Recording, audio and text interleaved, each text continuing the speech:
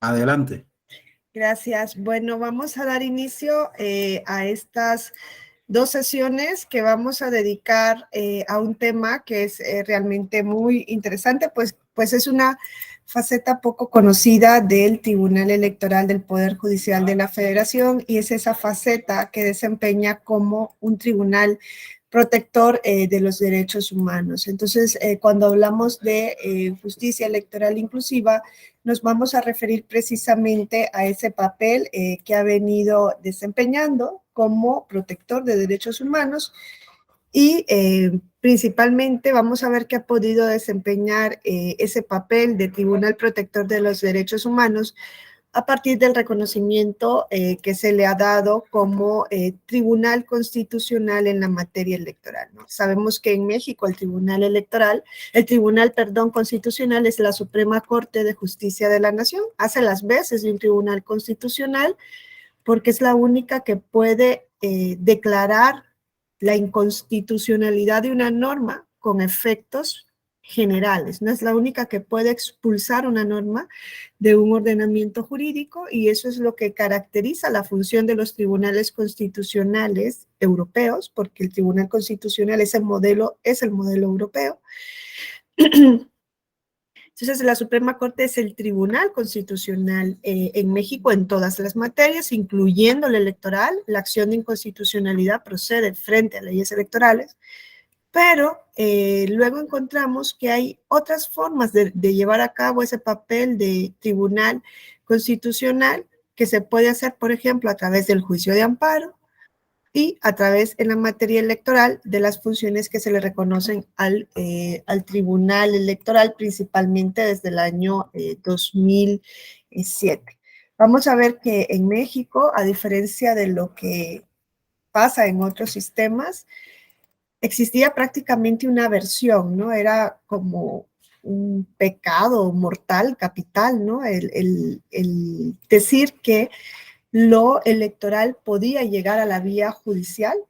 Era totalmente proscrito, estaba prohibido que lo electoral, lo político se discutieran de la vía judicial, cuanto más una vez que se comienza a hacer control de constitucionalidad, cuanto más entonces lo electoral tampoco llegaba a esa jurisdicción de lo electoral. Antes de continuar, les invito a que en cualquier momento que quieran participar para hacer un comentario, externar una pregunta, lo puedan hacer directamente.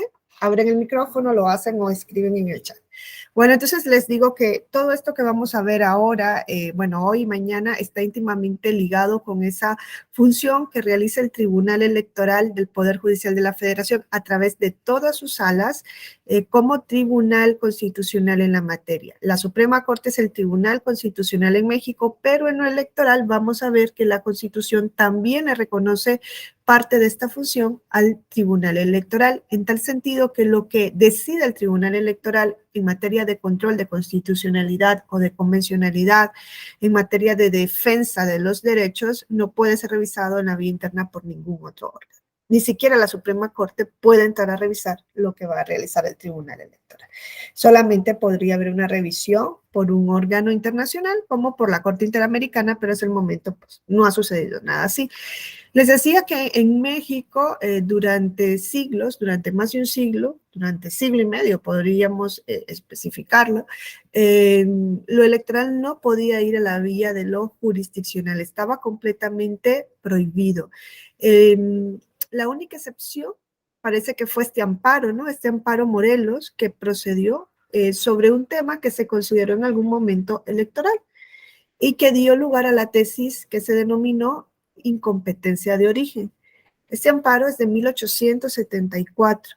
Esa tesis quedó revertida en 1881.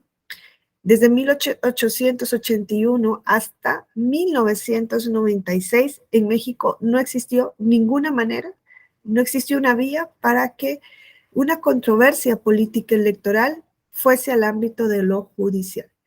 Todas las controversias políticas, todo lo que surgía a raíz de las elecciones se tenía que dirimir o se tenía que resolver ante órganos políticos.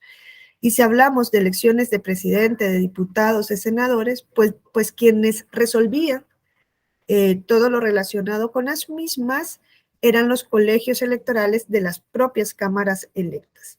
Esto daba pie, esto dio pie a que en México pudiera existir lo que tuvieron, ¿no? 7 décadas de un mismo partido político en el poder. ¿Por qué? Porque todo el sistema estaba configurado para ello.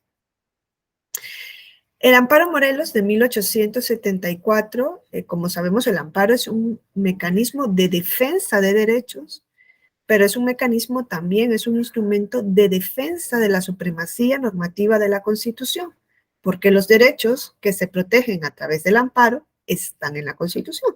Entonces, cuando se viola un derecho, se está violando la Constitución, y cuando se ampara el derecho, se está restituyendo el orden constitucional que había sido vulnerado. El amparo es un proceso de protección de derechos y de defensa de la Constitución en el caso concreto. Incluso cuando se dirige contra leyes, si se declara la inconstitucionalidad de una ley o de una norma general, en un sentido más amplio, el efecto es solo para el caso concreto. Este amparo, Morelos, les digo que fue la única excepción en México antes de 1996 de que la materia política pudiera llegar al ámbito de lo judicial. Este amparo, si ustedes recuerdan, lo presentaron un grupo de hacendados españoles de Morelos en contra de la ley de presupuestos de 1874. Esta ley les mandaba pagar un porcentaje de impuestos mayores y por tanto sentían que la ley les causaba un agravio.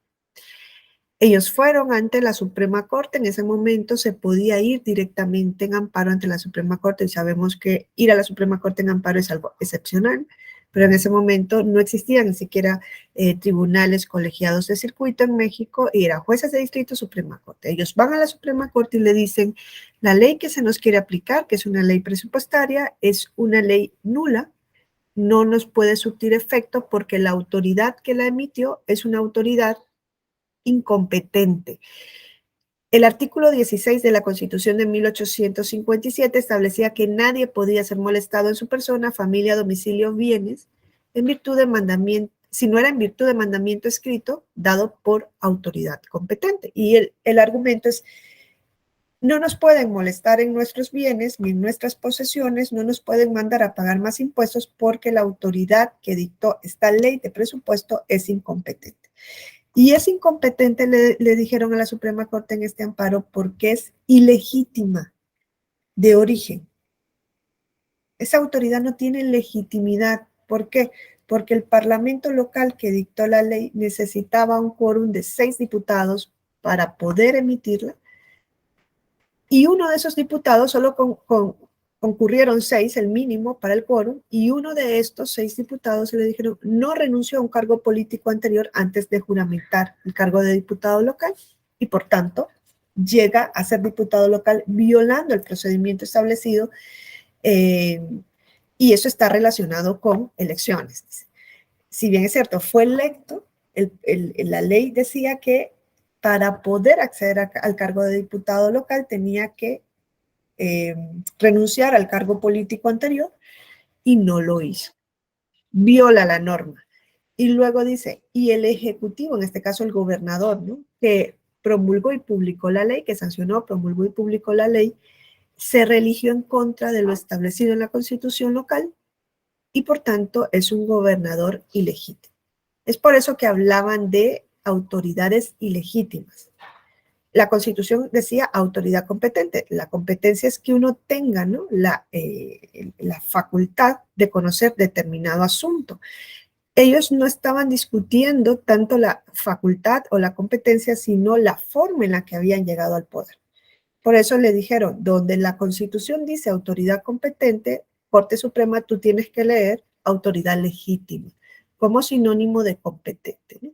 Y la Suprema Corte compró el argumento, le convencieron, ¿no?, los que solicitaban el amparo, el grupo de hacendados, y dijo que efectivamente cuando la Constitución hablaba de autoridad competente, lo que decía era legitimidad, y que por tanto aquí la ley había sido dictada por autoridades ilegítimas que incumplieron con el procedimiento establecido en la norma para llegar a ejercer el cargo, y por tanto la ley no había nacido, era nula y no les podía surtir efectos a este grupo y les concedía en ese sentido el amparo. Esta tesis revolucionó en ese momento a México. ¿Por qué? Porque por primera vez una cuestión política, una cuestión electoral podía o iba a ser conocida, iba a ser también resuelta por la Suprema Corte de Justicia a través del amparo. Se llevaba ante lo jurisdiccional lo político. Esa tesis fue encabezada en su momento, fue defendida, ¿no? Por José María Iglesias, quien era presidente de la Suprema Corte. Un grupo de ministros no estaba de acuerdo con esta posibilidad de que lo político se discutiera ante lo judicial, principalmente Ignacio Vallarta, y cuando Ignacio Vallarta llega a ser presidente de la Suprema Corte, revierte esta tesis de la incompetencia de origen y dice, el artículo 16 habla de autoridad competente, no habla de legitimidad.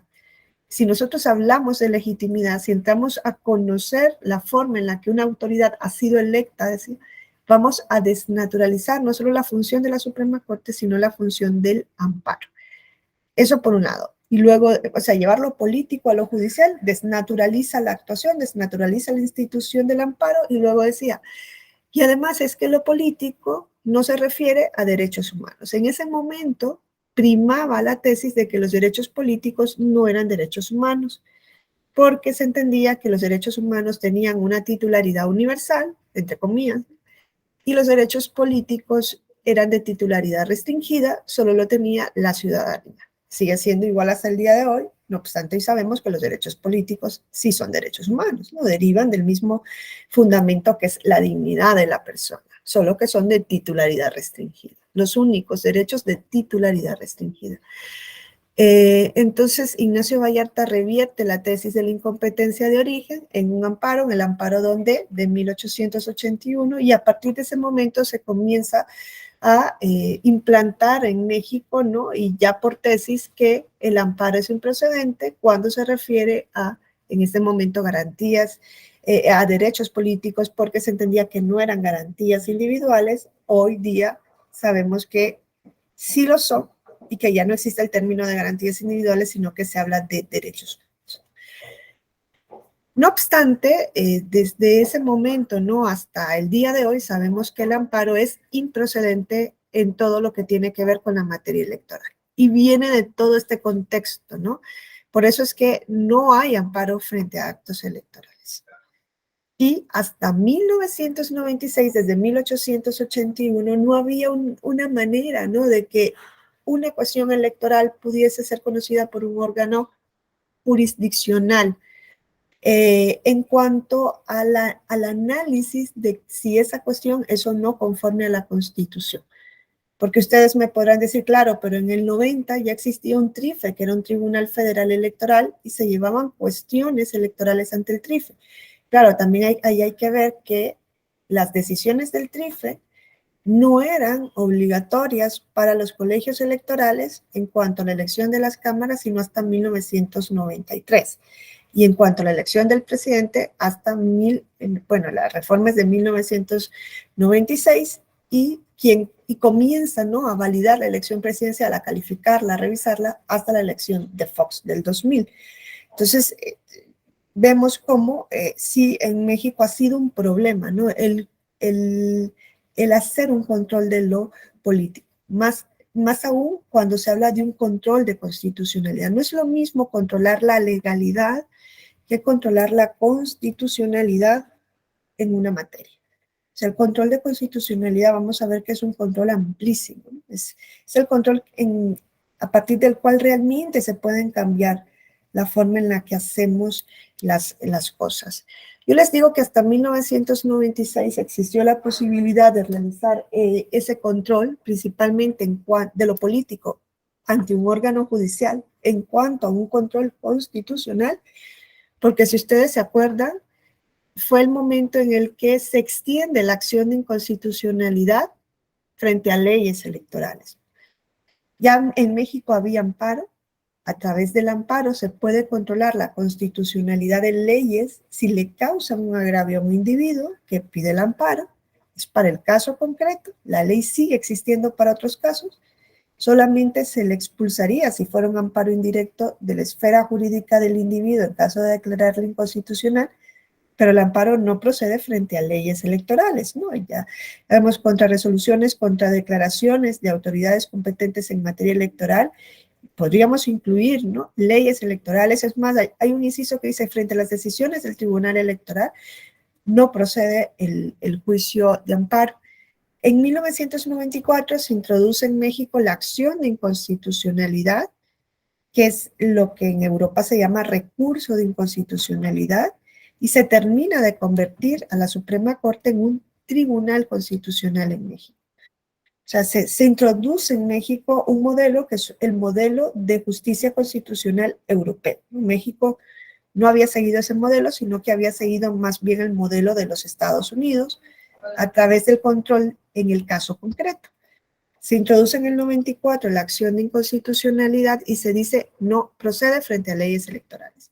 Se sigue sacando a lo electoral de esa posibilidad de control de constitucionalidad por medio de un órgano judicial, ¿no? La Suprema Corte es un órgano judicial.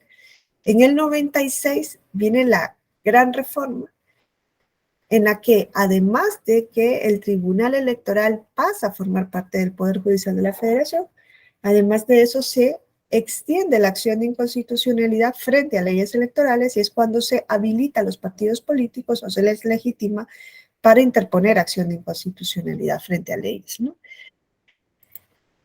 No obstante, al Tribunal Electoral del Poder Judicial de la Federación de 1996 se le dijo que iba a poder controlar la constitucionalidad y la legalidad únicamente de actos y resoluciones electorales. La Constitución en 1996 dice, se introduce un tribunal y a través de sus salas puede controlar la legalidad y la constitucionalidad de actos y resoluciones. No dijo si podía hacer control de leyes electorales en el caso concreto que estuviera conociendo. Y eso es importantísimo cuando se trata del desarrollo, ¿no?, de una jurisdicción tal como la jurisdicción que iba a desarrollar el Tribunal Electoral. Ese control de leyes en el caso concreto es lo que pasa en el amparo, ¿no? Es un control en el caso concreto de actos de autoridad, de omisiones y de leyes, de normas. Solo que el amparo es improcedente en materia electoral. En México entonces no había un control, una forma, ¿no?, de que un individuo dijese, una norma electoral me causa una lesión en mis derechos políticos. No la había, porque si en amparo es improcedente, la acción de inconstitucionalidad no es una vía para que un individuo vaya ante la Suprema Corte y le diga, a ver, la ley que acaban de dictar viola mi derecho a la libertad de expresión. No, la acción de inconstitucionalidad es una vía que solamente pueden instar los órganos que se establecen en el 105 fracción segunda de la Constitución y son órganos políticos.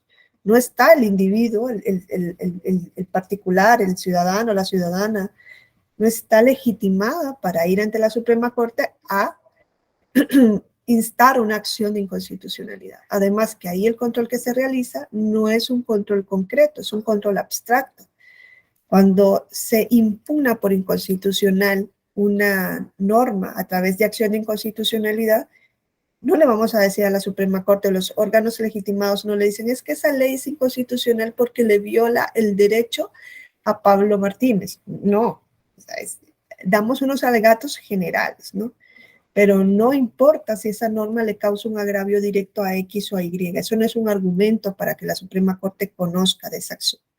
Entonces, cuando se introduce el Tribunal Electoral, se ve atado de pie y manos, porque le dicen, puedes controlar los actos, las resoluciones electorales, pero no se le dice que podía hacer un control de leyes en los casos que llegase a su jurisdicción.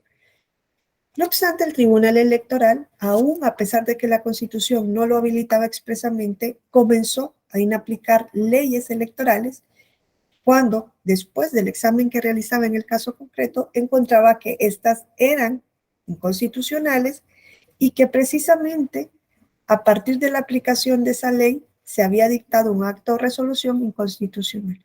Declaraba la inconstitucionalidad de la resolución, pero también de la ley que le había servido de base. Y la Constitución no le permitía hacer ese control. O sea, no se lo prohibía, pero no se lo daba. O sea, nunca le dijo en 1996 y puedes inaplicar una ley electoral en el caso concreto si entiendes que es contraria a la Constitución o puedes interpretar directamente la Constitución. No le daba esa facultad. El tribunal pronto se dio cuenta que le llegaban casos, sentencias no impugnadas de tribunales locales o resoluciones de institutos locales y se les decía, es inconstitucional por parte de los demandantes, pero claro, al hacer el estudio, el tribunal encontraba que la inconstitucionalidad era porque ese acto, esa resolución devenía de la aplicación o era producto de la aplicación de una ley inconstitucional. Y aprovechaba y decía, esta ley es contraria a la Constitución y también la voy a aplicar para el caso concreto. Eso lo hizo así hasta el año 2002, que es cuando se dio una contradicción de tesis entre la Suprema Corte de Justicia de la Nación y Sala Superior del Tribunal Electoral del Poder Judicial de la Federación, cuando interpretaban cómo se debía aplicar el principio de representación proporcional. La Suprema Corte había entendido por jurisprudencia que las reglas del principio de representación proporcional obligaban a las entidades federativas y el Sala Superior decía que solo obligaba a nivel federal. Entonces ahí entraban en conflicto al momento de las resoluciones y el presidente de Sala Superior le lleva las contradicciones de tesis a los ministros de la Suprema Corte y los ministros de la Suprema Corte 2 años después, en el año 2002, le dicen al Tribunal Electoral, oye, tú no puedes seguir haciendo control de constitucionalidad de leyes, ni puedes seguir interpretando la Constitución como estás interpretando ahora el principio de representación proporcional. Tú solo puedes hacer control de constitucionalidad y de legalidad de actos y resoluciones electorales, pero no eres un tribunal constitucional. Si sigues haciéndolo, vas a violar el artículo 105, fracción segunda de la Constitución, que dice que aquí la única legitimada para hacer una interpretación de la Constitución soy yo. Ese artículo habla de las acciones de inconstitucionalidad como competencia exclusiva de la Suprema Corte. Y luego le dice, y si incumples mi jurisprudencia, que yo soy el único tribunal constitucional en México, violas la ley orgánica del Poder Judicial de la Federación. En este momento, en el año 2002, entonces el tribunal se vio frente al hecho de que ya no podía seguir haciendo lo que venía haciendo sin la habilitación de la Constitución, que era el control de constitucionalidad de leyes electorales, la interpretación de la Constitución para resolver asuntos. El Tribunal Electoral dice, ok, yo no puedo hacer control de constitucionalidad, ya les adelanto yo que la Corte en ese momento le dijo, no puedes interpretar la Constitución, no puedes decir que una ley es inconstitucional y inaplicarla en el caso concreto. Y dijo el tribunal, pero no me dijo que yo no podía aplicar directamente una convención internacional conforme al principio pro persona. Tribunal desde el año 2006-2007 con un asunto que fue de Han Rong contra Baja California o algo así, comienza a hacer control de convencionalidad en México. Antes del año 2011, cuando se vio que ya no podía hacer control de constitucionalidad, hay varias sentencias del tribunal aplicando directamente un tratado internacional conforme al principio pro persona, aunque no hable directamente de control de convencionalidad, porque el término todavía no existía, en la práctica hizo control de convencionalidad, aplicó la protección más amplia si venía dada por un tratado para saltarse esa prohibición de que no podía hacer control de constitucionalidad en el caso concreto. Se adelantó a los tiempos. Hay varias sentencias que así lo demuestran. Y bueno, ya en el año 2007 es cuando al tribunal se le reconoce de manera expresa la facultad de inaplicar leyes electorales contrarias a la Constitución. Eso que comenzó a hacer desde 1998, ¿no? Cuando se instaura, ¿no? Se reconoce el tribunal como parte del Poder Judicial de la Federación. 2 años después comenzó a hacer el control de constitucionalidad sin estar habilitado por la Constitución. Es más, existía esa jurisprudencia, ¿no? Que luego queda sin efecto con la contradicción de tesis 2/2000 del año 2002. En el año 2007 ya la Constitución le reconoce expresamente esta esta posibilidad, ¿no?, de realizar control de constitucionalidad. Ahora, ¿por qué le reconoce esa posibilidad o esa facultad, ¿no? Y esta facultad es lo que convierte al Tribunal Electoral en un tribunal constitucional en la materia de lo electoral. El Tribunal Constitucional en México es la Suprema Corte, pero en la materia electoral hay otro tribunal, que es el Tribunal Electoral del Poder Judicial de la Federación. Es otro tribunal constitucional. En México habría dos tribunales constitucionales, ¿no? Uno con facultades más amplias y otro que se restringe únicamente a lo electoral.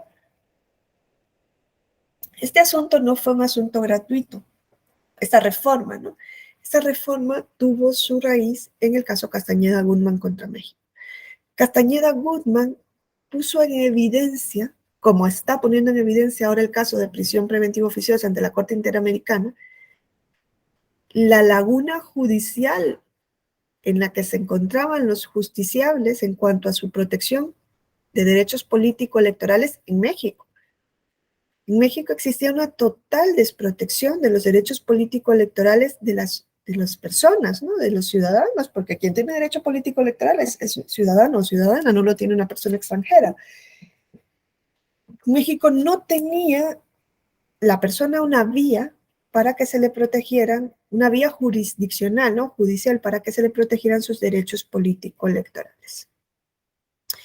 Y Castañeda Guzmán lo pone en evidencia, ¿no? Ustedes se acuerdan, Castañeda Guzmán se quiere registrar como candidato independiente para la elección presidencial del 2006. Él va en el 2004 o 2005 ante el entonces IFE y le dice, a ver, me vengo a inscribir, ¿no?, como candidato independiente. Y el IFE le dice, no te puedo registrar porque tienes que venir por un partido político. ¿Dónde dice eso? El COFIPE, el Código Federal de Instituciones y Procedimientos Electorales, dice que para registrar a una candidatura lo tienes que hacer vía partido político. Miren, eso pone en evidencia lo que yo les estoy diciendo. La resolución del IFE es una resolución electoral. El tribunal electoral en ese momento podía revisar si la resolución del IFE era o no conforme a la ley, si realmente el COFIPE dice eso, si hubo una aplicación exacta de la ley. Incluso podía revisar la constitucionalidad de la resolución del IFE, si violaba o no el derecho, por ejemplo, a ser votado. Pero aquí el problema no era la resolución del IFE, el problema era el código, la ley, que era la que establecía, ¿no?, la ley que le servía de fundamento a esa resolución, y era la que establecía que los registros solo se podían hacer por medio de partidos políticos. Es ahí donde yo quiero que ustedes vean cómo tenía atada de manos y pies su actuación el tribunal, cuando la Constitución en el 96 le decía, puedes controlar actos o resoluciones, pero no la ley que le sirve de base a ese acto o resolución. ¿Qué iba a poder hacer ahí el tribunal? Decir, sí, la decisión del IFE es inconstitucional. Pero claro, el IFE tiene un fundamento en una norma. Y esa norma es válida. Si el tribunal no puede entrar a analizar la constitucionalidad del COFIPE, no puede hacer nada. Entonces, eso es lo que había en México, ¿no? El tribunal por eso empezó a hacer eso desde el 98 hasta el año 2002, cuando la Suprema Corte le dice, ojo, cuidadito, no sigas controlando la constitucionalidad de normas ni interpretando la Constitución porque tú no tienes esa facultad reconocida en la norma suprema. Entonces, llegamos a Castañeda Guzmán. Castañeda Guzmán dice, ok, el IFE no me deja registrarme, pero el problema no es el IFE, dice, el problema es el código electoral que dice que yo tengo que venir por partidos políticos. Ese código decía, es inconstitucional porque la Constitución en el artículo 35, párrafo segundo, habla de que la ciudadanía tiene el derecho a ser votada, pero no dice Castañeda Guzmán, que a través de partidos políticos. Dice, la ciudadana tiene derecho a ser votada, ahora dicen condiciones de igualdad, ¿no?, pero no que tiene que ser por partidos. Entonces, el Código Electoral es contrario a la Constitución. Establece un requisito que no viene en la Constitución. y que limita mis derechos porque yo quiero registrarme como candidato independiente. El código es contrario a la Constitución. No dice la resolución del INE, es que la resolución del INE era un intermedio, era una reproducción del código. El problema era el código. Y el tribunal no podía entrar a analizar si el código era o no inconstitucional porque ya le había dicho la Suprema Corte en el año 2002, cuidadito, ni se te ocurra. Quizá podía haber entrado a hacer un control de convencionalidad en ese momento, ¿no? No con ese nombre, pero ya venía haciéndolo por el tribunal. Ya les voy a decir por qué no le pudo entrar ese caso. Ahora, Castañeda Guzmán, ¿qué hizo en México en el 2005? Castañeda Guzmán se va en juicio de amparo.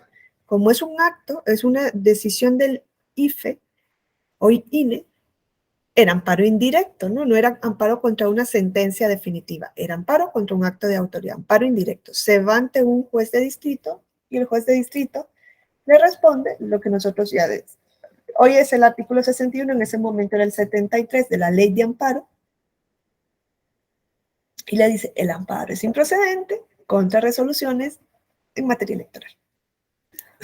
Dice Castañeda Guzmán, oye, qué barbaridad, que esto me lo revise la máxima autoridad constitucional del país, ¿no? Y se va en revisión, porque es amparo indirecto, ¿no? De doble instancia, se va en revisión, y pide que lo revise en lugar del tribunal colegiado competente la Suprema Corte, y le entra a la Suprema Corte. La Suprema Corte le repite lo mismo, el amparo es improcedente en materia electoral, y luego le dice, oye, y por cierto, no se te ocurra venir aquí de acción de inconstitucionalidad, porque primero, la ciudadanía no está legitimada, ¿no? No tiene la facultad para interponer acciones de inconstitucionalidad. Ustedes saben quiénes pueden interponerla. Órganos políticos. El 33% de la Cámara de Diputados, el 33% de la Cámara de Senado frente a leyes federales, el Ejecutivo a través del Consejo, el consejero jurídico, el INAI, el CNDH, pero no la ciudadanía. Estás legitimado. 2, para interponer acción de inconstitucionalidad frente a una norma, hay un plazo, 30 días naturales a partir de su publicación. El COFIPE fue publicado hace mucho tiempo. Aunque estuvieras legitimado, no podrías, porque ya venció el plazo para presentar la acción. Todo eso le digo a la Suprema Corte, le digo, vía de juicio de amparo, no la tienes. Acción de inconstitucionalidad, no procede porque es una finalidad distinta a la que se persigue, porque hay un plazo para interponerla, porque hay sujetos legitimados y no está la ciudadanía. ¿Qué dice Castañeda Guzmán? Ok, entonces me voy ante el Tribunal Electoral.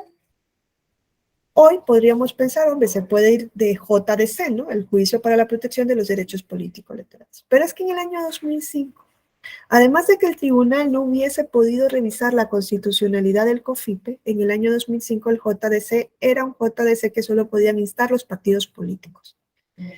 No era un JDC del ciudadano. Por eso cuando dice Juicio para la Protección de los Derechos Políticos Electorales del ciudadano, pone el énfasis que hoy está ciudadanizado el medio de impugnación. En ese momento no. Entonces, si ustedes ven el panorama de Castañeda Guzmán, era tremendo. No tuvo una vía en México jurisdiccional, una vía judicial ante la que acudir para que una autoridad revisara si esta decisión que se estaba tomando y si la ley que servía de base a la decisión era inconstitucional. Por eso se tuvo que ir ante la Corte Interamericana de los Derechos Humanos. Y su caso salió rapidísimo, quizá porque fue canciller en algún momento, ¿no?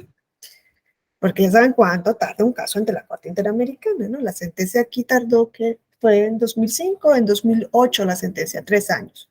Pasa por comisión y luego por corte. Fue una sentencia bastante rápida. México en el año 2007 ya sabe que la Corte Interamericana le va a sancionar en el caso de Castañeda Kun. Sabe que le va a sancionar y por eso en el año 2007, antes de la sentencia, México reforma la Constitución y le dice al Tribunal Electoral, ya tienes competencia para conocer en un caso concreto, para estudiar si la norma que se aplica en ese caso, la norma electoral, es contraria a la Constitución. Se adelanta, ¿no? Y le dice, ya la tienes. Por si viene otro Castañeda Guzmán por aquí, no nos digan, o sea, cuando venga la sentencia de la Corte, nosotros ya cumplimos, porque ya abrimos una vía para que la violación de un derecho político electoral pueda ser conocida por un órgano judicial. ¿Ustedes saben por qué por qué la Corte condena a México en el caso Castañeda Guzmán? ¿Saben cuál fue la razón principal? A veces pensamos que esa fue la primera sanción contra México, que la sanción es porque no habían candidaturas independientes, y no.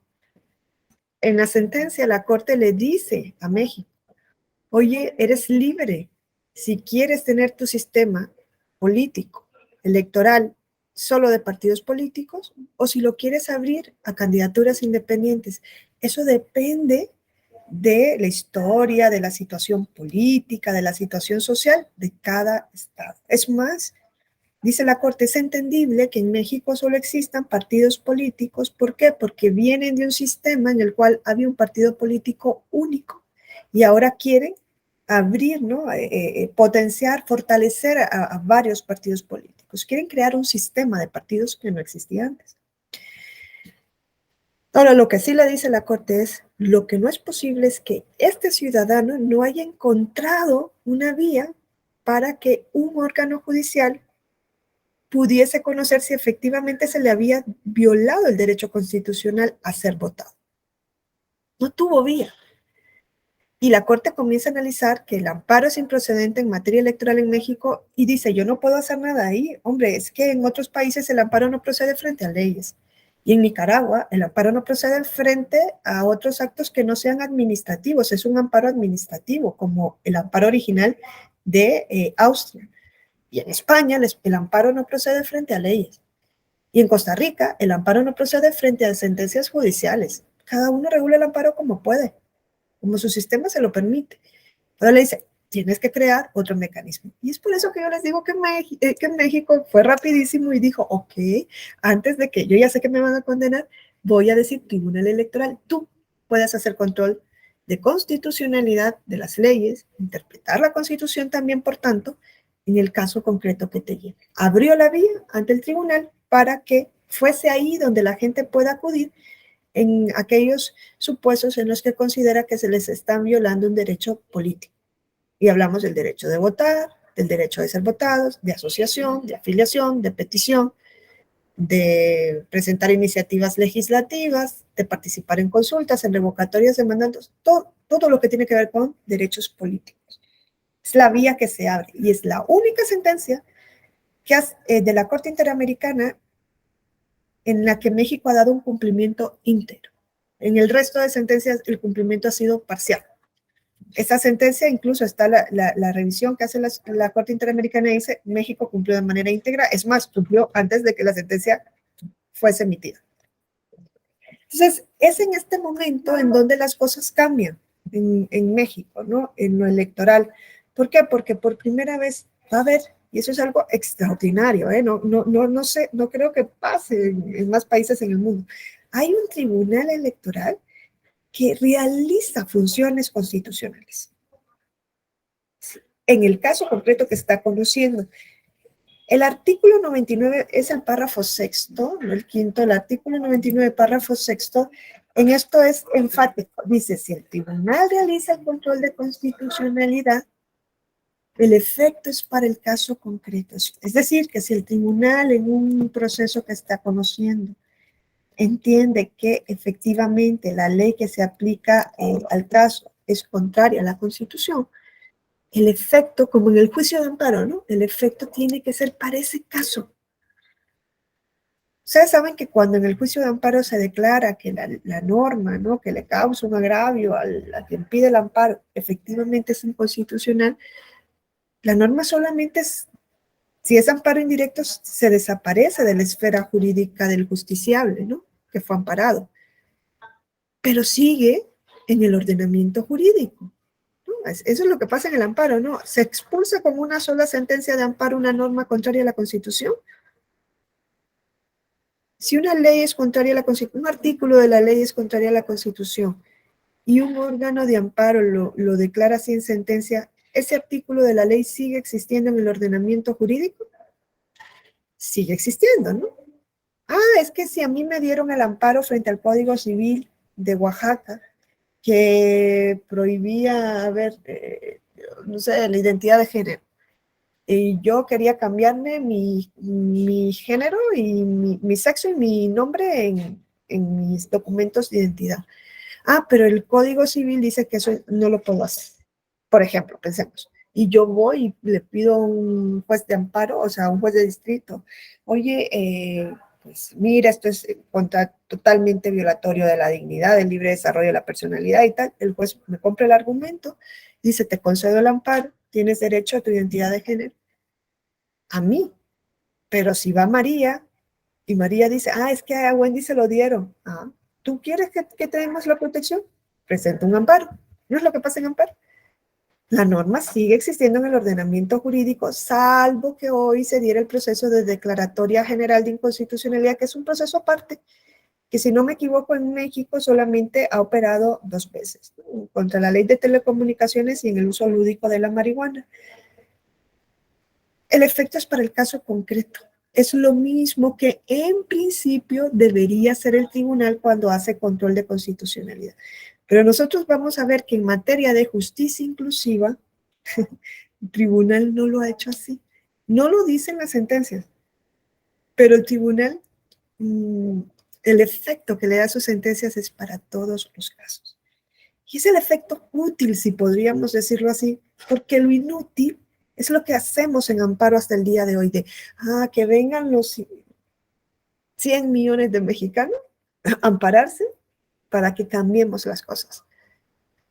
En amparo, incluso cuando hay varios órganos, jueces de distrito, ¿no?, que han declarado que una norma es contraria a la Constitución, esto no crea jurisprudencia. Y no se abre la posibilidad, por ejemplo, de una declaratoria general de inconstitucionalidad. Es que antes incluso de la declaratoria general que se introduce en el año 2011 no había manera de que si una ley ya se había dicho 100 veces de que era contraria a la Constitución en 100 amparos distintos, esa ley dejara de existir por esa vía. Seguía la ley teniendo efectos en el ordenamiento jurídico. Sigue siendo así hasta el día de hoy. Eso provoca inseguridad jurídica y provoca que el trabajo que realicen los órganos de amparo sea un trabajo muchas veces pues, de tiempo perdido, porque no se hace nada. El legislador, por ejemplo, no toma conciencia de que hay que reformar esa norma, porque ya han dicho varios órganos judiciales que no estarán locos, que conocen la materia, que la norma es contraria a la Constitución. El tribunal dice, yo me voy a evitar eso, y aunque la Constitución diga que el efecto es para el caso concreto, yo en la práctica voy a dar efectos generales. Luego yo les voy a recordar esta parte cuando les cuente algunos casos en los cuales el tribunal ha dado esos efectos. Entonces, para entender la justicia inclusiva, debemos entender lo que es el ejercicio del tribunal. El tribunal no solamente es aquel que dice quién ganó la elección, si PAN, PRI, PRD, Morena. No, no es solamente eso, que es una cuestión trascendental para México y para cualquier país, ¿no? Lo electoral. No es que además de eso, el tribunal tiene esta otra faceta, que es la faceta de un tribunal constitucional protector de derechos. Y es una faceta que solamente pudo entrar a ejercer de manera plena a partir del año 2007, cuando se reforma la Constitución y se le reconoce esta función. Sin esta función, el tribunal no podría hacer lo que ha hecho hasta el día de hoy. Ahora, ¿qué es entonces la justicia inclusiva? Tan de la mano, ¿no?, con esto de que el tribunal pueda ser un tribunal constitucional en la materia. Pues la justicia inclusiva se refiere a la labor que realiza el tribunal electoral como un tribunal jurisdiccional, y cuando hablo de tribunal electoral hablo de sala superior y las 6 salas regionales. Todas las salas que integran al tribunal pueden realizar esta función, que tiene como objetivo eliminar, ¿no?, la forma tradicional en la que hemos venido haciendo las cosas. Tiene como objetivo eliminar prejuicios, tiene como objetivo eliminar estereotipos, tiene como objetivo eliminar ese corset que nos hemos puesto de, así es esto. O sea, no. A través de la justicia inclusiva, a través de la inclusión, lo que se quiere hacer es una revolución, ¿no?, de la forma en la que hemos venido haciendo todo, en la forma en la que hemos venido discriminando y la forma en la que hemos venido creyendo de una manera utópica de que hay un prototipo de normalidad y de uniformidad, cuando la sociedad es todo lo contrario. Nuestra sociedad es una sociedad de lo diferente, ¿no? Y hay que dar el valor a lo diferente. Entonces, eso es lo que se intenta hacer a través de la justicia inclusiva. Visibilizar que existe la diferencia, no esconder las diferencias, ¿no? Tenemos grupos distintos, somos hombres, somos mujeres, hay identidad de género, que es algo distinto al sexo, que no es binaria, que ya no estamos viendo. La identidad de género no es hombre-mujer, no es lo femenino o lo masculino. Es que hay personas que no se identifican con ninguna de estas dos, que son no binarias, y nos va a venir luego el género fluido, y nos van a venir luego otras cosas que ni nos imaginamos, porque es que la sociedad es así. O sea, no hay algo normal. Hemos querido normalizar o imponer un patrón de normalidad que no existe. Hay personas con discapacidad, no con capacidades diferentes, porque eso sí, somos todos, ¿no? Todos tenemos capacidades diferentes. Hay personas con discapacidad que nacen con alguna diversidad funcional o que la adquieren y que se enfrentan a barreras que les estamos poniendo desde fuera que crean la discapacidad. Y hay que poner de frente que existen las personas con discapacidad. La discapacidad no hay que esconderla. La discapacidad hay que aprender a respetarla, ¿no? Hay que reconocerla. Hay personas indígenas, hay personas afrodescendientes. No todas las personas son de raza blanca, ¿no? Es que hay diversidad de razas. Eso es lo que quiere poner de frente la justicia inclusiva, ¿no? La inclusión. Hay personas en condición de pobreza, hay personas jóvenes, hay personas mayores, es que es evidente. Pero cuando parece, esto es evidente, ¿no? Dirán, bueno, sí, claro, sí, todo eso existe, sí. ¿Y en lo político veíamos a todas esas personas? La democracia es el poder del pueblo, ¿no? ¿Qué pueblo?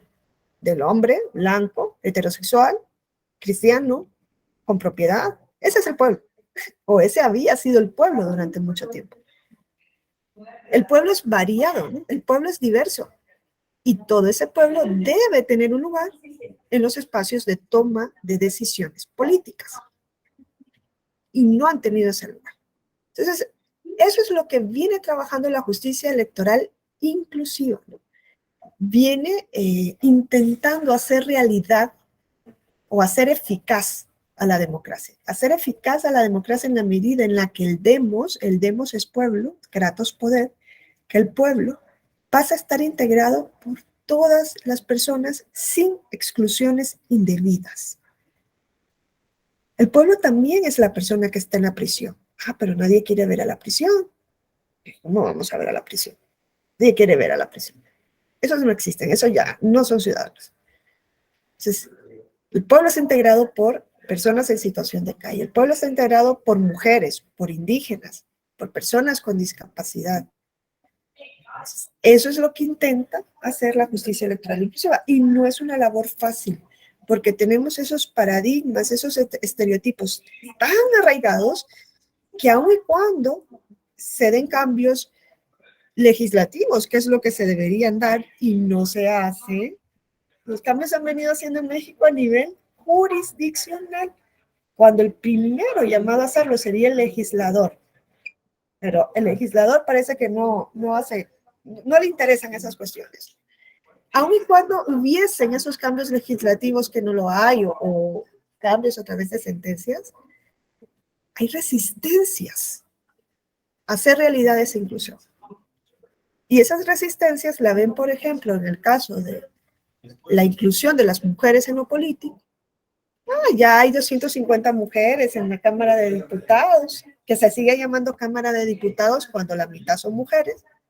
El lenguaje sí importa. El lenguaje sí importa, porque el lenguaje denota, el lenguaje construye. Claro que sí importa. Claro que luego nos cuesta. Decimos, es que es más difícil y ridículo. No, es que es lo que nosotros hemos aprendido como lo normal. Si nosotros practicásemos y comenzásemos a emplear inclusión también dentro del lenguaje, pues probablemente dentro de algunos años o décadas ya eso sea lo normal. Lo normal es lo que reiteramos. No hacemos con un chip de eso es lo normal. No, lo normal es lo que nosotros vamos como la costumbre, repitiendo, repitiendo, repitiendo hasta que queda sentado que debe ser así, ¿no? Entonces, vemos cómo las mujeres están ahí, pero ¿cuántas vemos en órganos directivos? ¿O no vemos violencia política? Que no solamente es en contra de la mujer, hay violencia política en contra de muchos grupos en situación de vulnerabilidad. Lo que pasa es que eso no se ha ido trabajando por el Tribunal Electoral. En su momento también, en sus momentos, yo creo que también, pues, si llega una sentencia en ese sentido, el tribunal puede extender el concepto de violencia política, por ejemplo, hacia personas con discapacidad, ¿no? O hacia personas indígenas. Sí, Gerardo. Hola, licenciada, muy buenos días. La verdad que es una disertación bien interesante, bien, y bien escabrosa, porque se empiezan a tocar los puntos donde tal vez chocamos. Fíjese que yo en lo particular en esta cuestión de la inclusión tengo mis bemoles, por la razón de que en casa yo tengo un nene con autismo, por ejemplo, ¿no? Y cuando hablamos de inclusión, nos olvidamos de, en materia electoral, fíjese que no se ha tomado, en el caso, por ejemplo, de mi niño, pensando que algún día llegue a la edad de votación, no hay esquemas para ellos. No se piensan en boletas, que sean visuales, por ejemplo, ¿no? Por ejemplo, que para nosotros está prohibido que haya una foto de Juanito Pérez, candidato del PUM, y ellos sí la necesitarían, ¿no? A manera de ejemplo en cuanto a inclusión. Sí, sí, claro, tienes razón. Y en cuanto a la cuestión del término de violencia política en razón de género, creo que debería cambiar el nombre, porque nos excluye a los hombres. Ah, ve, Porque, no, pero ahí mira. ¿sabe por qué, Milik? ¿Sabe por qué, Milik? Porque así como usted ha dicho que ahorita, por razones de las cuotas de género que en su momento se establecieron y que han logrado que hayan mujeres en esquemas de poder, el excluir la posibilidad de que un hombre sea víctima de un ejercicio de violencia por parte de una mujer es también discriminatorio. Va, ¿No lo cree? eso es entender qué es la violencia de género. A ver, nadie niega que puede haber violencia en contra de un hombre, nadie. Y mucho menos en lo político vamos a negar que hay cuantos candidatos hombres que incluso han sido asesinados. La pregunta es, ¿cómo entendemos a la violencia de género? Esta violencia que se ejerce en contra, voy a hablar de lo político, ¿no? De los candidatos políticos, ¿es por ser hombres? ¿Es una violencia que se dirige en contra de los hombres por ser hombres? ¿Por considerar que por ser hombres su lugar no es estar en la política? ¿Están usurpando un papel que no les corresponde ni les ha correspondido nunca? Es que la violencia de género se refiere a eso. Es una violencia basada en roles de género que nos han dicho. Y eso la hemos construido, quizá la construyó una sociedad, pues, de hombres, ¿no? Pero le hemos venido manteniendo también las mujeres, hasta el punto de que la violencia política de género puede ser cometida por una mujer en contra de otra mujer. Y hay sentencias que así lo han dejado claro, ¿no? No es una violencia de hombres contra mujeres, es una violencia de la sociedad en contra de que las mujeres dejen de ocupar el rol que ya se les asignó. Y su rol es el de cuidadoras, el de madres, el de lo privado. Cuando hablamos de ese tipo de violencias de género en contra, por eso el término es violencia política en contra de la mujer por razón de género. Estamos poniendo el énfasis de queremos desvirtuar ese rol. O sea, lo que queremos es normalizar que la mujer puede estar en la política, debe estar en la política, y que si llega a lo político se le debe dejar no solo acceder, sino ejercer el cargo. O sea, y no niega que a los hombres también, o sea, los hombres también son víctimas de violencia, pero uno, no por ser hombres, no por considerar que por ser hombres no deben estar en ese lugar. Es que ese es el mensaje que lleva la violencia política, más aún la simbólica. Estás usurpando un papel que no te corresponde. Lo segundo, hay violencia fuera de la política de mujeres contra hombres, sí, pero es lo común. Es lo que hemos ido viviendo. O sea, nosotros vemos que se asesinan a 10 hombres al día en México por ser hombres, porque salieron solos a las 10 de la noche y se les ocurrió, no, llevan una camiseta muy pegada. Hombre, claro, se lo buscó. iba al bar. Es que eso nos parecerá ridículo, ¿eh? Eso es lo que sucede tristemente. O sea, a mí como mujer, yo no soy mexicana, ya lo habrán visto, mi acento no es mexicano, pero a mí al inicio que me vine a vivir aquí, yo decía, pero ¿cómo es posible que yo no pueda salir después de tal hora sola a la calle? ¿Por qué no? Ah, o sea, yo entendí luego que salgo con miedo, ¿eh? No sé si ustedes también, hombre, la violencia le puede llegar a cualquiera, pero el tipo de violencia, quizá no, el tipo de violencia que recibe una parte de la población no es la misma, eso no lo podemos negar. Eso lo vamos a poder cambiar cuando vayamos cambiando nuestra forma generalmente de ver las cosas. Eso no lo va a poder imponer un tribunal, ¿no? No nos va a lavar el cerebro y cambiar como sociedad. Eso es un trabajo de educación y como sociedad, ¿no? De respetar, de decir, miren, yo viví 10 años en España y en verano, las mujeres en España, si pueden salir en bañador, salen en bañador. Hombre, yo no digo que no pasen algunas cosas, pero yo no me imagino aquí que vean salir a las mujeres en bikini y digan, ah, qué normal, ¿no? Enseñando la nalga. Oh, perdón, pero eso es lo que pasa. Lo tienen normalizado. Y eso en España, que vienen de una sociedad súper, súper patriarcal, ¿eh? Lo han tenido que aprender porque la Unión Europea casi les obligó. Y hoy día es prácticamente como sigue existiendo violencia, pero en un grado menor, ¿no?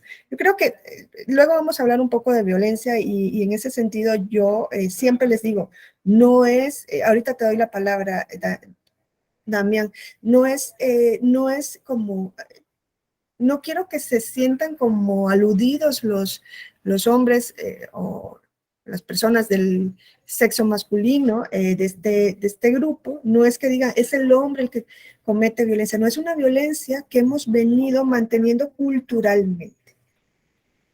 Y desgraciadamente, muchos casos de violencia política de género que han llegado al tribunal han sido de mujeres y mantenida por mujeres.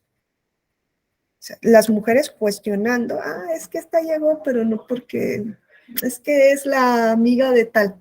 Esas las mujeres, esa es violencia, ¿eh? La violencia no es solo que te agarren y te den una cachetada o te maten, que es la más extremo, y la violencia está en esos símbolos. Sí, Damián. Gracias, profesora. Buenos días a todas y a todos. No, yo concuerdo totalmente con usted, profesora. No puede haber una violencia específica para hombres. El tema es histórico, ¿no? O sea, las mujeres han sido vulneradas por muchísimo tiempo y no han podido acceder a los cargos, igual que los hombres. Lo digo con conocimiento de causa porque yo he litigado muchos asuntos de violencia política en razón de género. Yo me dedico a litigar electoral y jamás me ha llevado un asunto de violencia en contra de un hombre por el hecho de ser hombre, pero al contrario sí me han llegado bastantes asuntos en donde se vulnera a la mujer por el hecho de ser mujer. Entonces, no puede haber una distinción o una clasificación especial para la violencia en contra de un hombre, ¿no? Es un tema histórico. Solamente quería compartir mi opinión y decirle que estoy de acuerdo con usted. Claro, sí. Gracias, Damián. Es que es histórico, como dice Damián. A ver, ¿de qué política venimos? Si hablamos de esto, ¿no? De inclusión y tal. ¿Qué es lo que ha habido en la política? Pues hombres en lo político. Y hombres mayores, pocos hombres jóvenes en lo político, ¿no? Generalmente hombres mayores en lo político, ¿no? Hombres de una edad ya más madura en lo político. De eso venimos. Poco a poco se ha ido abriendo espacio en un inicio para mujeres, ¿no? Es lo primero la lucha se empezó por ahí. Yo creo que mañana también la clase va a ser bastante conflictiva porque quiero tocarles el tema de género. El tema de género es un tema muy sensible. Me llama mucho la atención que hay grupos de mujeres que se oponen a la inclusión en materia de género cuando nosotros venimos de esa historia. O sea, no puede ser el feminismo una causal de exclusión cuando la lucha ha sido por la inclusión y la igualdad. Entonces no hemos entendido el problema, ¿no? Ahora, de un órgano político dominado solamente o de una política dominada por hombres, vemos cómo las mujeres poco a poco han ido entrando, ¿no? Pero eso es una batalla de siglos, de décadas, de siglos, o sea, ¿cuánto ha costado para que entren? ¿Y cuánto ha costado para normalizar que las mujeres estén en lo político? podríamos pensar, ya está normalizado hasta cierto punto, porque incluso en los Estados Unidos de América, o en España también, el que una mujer sea presidenta de gobierno o presidenta de la República, está todavía difícil, y estamos hablando del 2022. Porque todavía dicen, sí, está bien que esté en el órgano colegiado, pero ya, ¿qué quiere decidir solo ella? No sé yo. O sea, son cuestiones que traemos arraigadas, Cuando las vemos, los vamos normalizando. ¿Cómo nosotros normalizamos algo? Pues cuando comenzamos a verlo, lo visualizamos, convivimos con eso, ya lo vamos poniendo como que es algo común. Y para que sea algo común, tiene que haber un paso inicial. Entonces, la justicia inclusiva está dando esos pasos iniciales. Es esto, no es una labor fácil la que lleva un órgano como el Tribunal en Justicia Inclusiva. Para poder actuar en justicia inclusiva hace falta cambiar todo. Es como esto no es en realidad que los jueces lo hacen, ¿no? Ni las juezas, que las y los magistrados lo hagan, pero es como que se pusieran unas gafas distintas para ver estos casos y poder resolverlos, ¿no? Se necesitan enfoques distintos, un enfoque de igualdad, un enfoque de derechos humanos, el enfoque o perspectiva de género, que es un enfoque que va más allá, la perspectiva de género, va más allá de la inclusión de las mujeres. La perspectiva de género se trata de esto, de construcción de igualdad, de deconstrucción de lo que hemos dado por sentado. Y va a beneficiar no solo a las mujeres, sino a otros grupos que han estado en situación de subordinación. Es que miren, nosotros hablamos hasta el día de hoy de sufragio universal, ¿no? Y cuando se nos pregunta cómo es el voto, lo primero que decimos, el voto es universal, es libre, directo. El voto no es universal. Eso se nos ha dicho, que el voto es universal. El voto ha sido un voto restringido.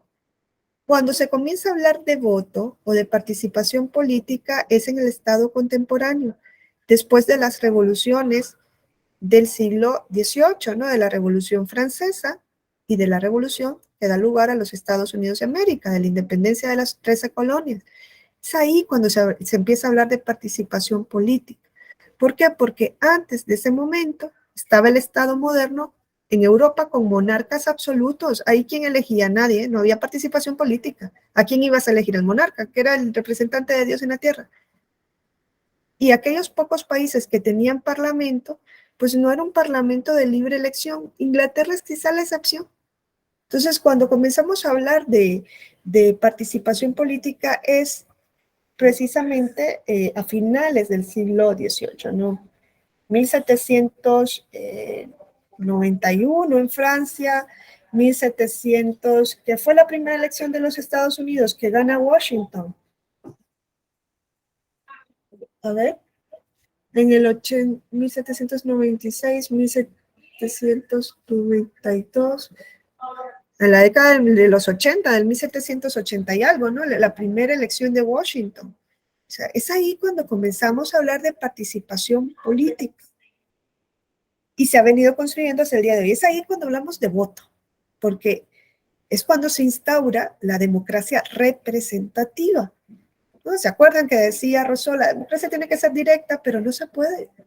Tiene que ser entonces, en la práctica, tienen que elegir a representantes. El soberano no puede ser el pueblo se va a reunir en una plaza a hacer las leyes, a juzgar, a ejecutar los juzgados. No puede, a menos que sea una comunidad de 30 personas.